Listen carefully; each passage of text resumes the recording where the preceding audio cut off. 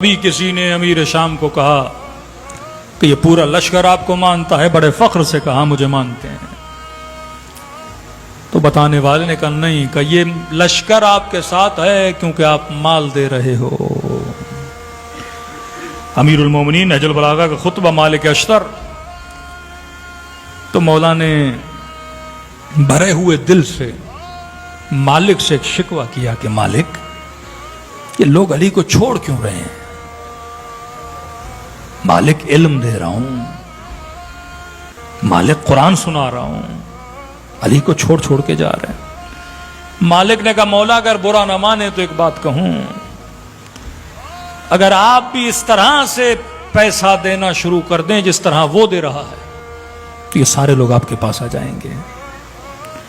یہی جملہ امیر شام کو اس کے صحابی نے کہا کہ جناب یہ لوگ آپ کے ساتھ ہیں کیونکہ آپ پیسہ دے رہے ہو۔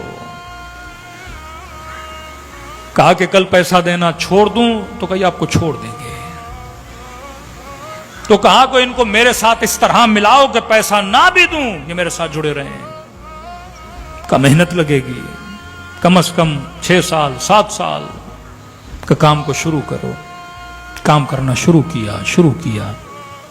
جو جوان 20 سال کا تھا وہ 40 کا ہوا، جو 40 کا تھا وہ 50 کا ہوا۔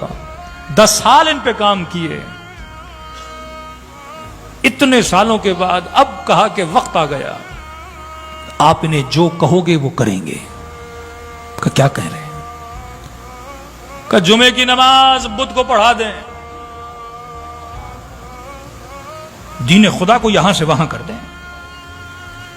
اگر یہ جمعے کی نماز بدھ کو پڑھنے کے لیے آ گئے پھر جو ان سے کرواؤ یہ کرنے کے لیے تیار ہے۔ جمعے کی نماز بدھ کو پڑھائی گئی۔ جمع غفیر وہ بدو طبقہ جس پہ کام کیا گیا تھا کہ حاکم جمعہ بدھ کو بھی پڑھا دے تو جائز ہے، کسی کے قتل کا فتویٰ دے تو جائز ہے۔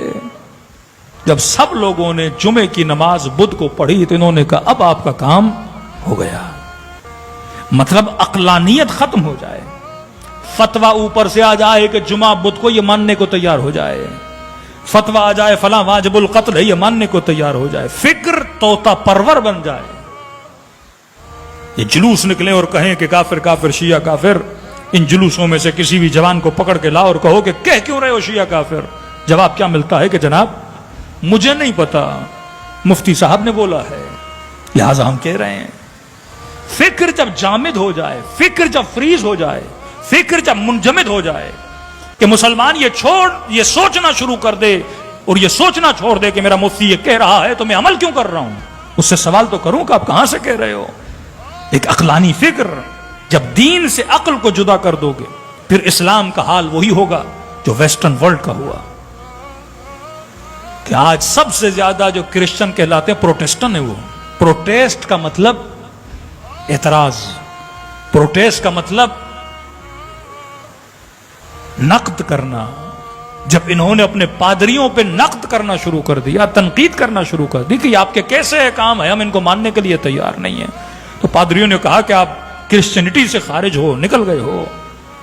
پھر انہوں نے پوری اس کیتھولک گروپ کی اور پادریوں کی مخالفت کی، یہاں تک کہ پورے ویسٹرن ورلڈ میں آپ دیکھتے ہیں وہ مسیحیت ختم ہو گئی جس کو وہاں کے پادری چلاتے تھے۔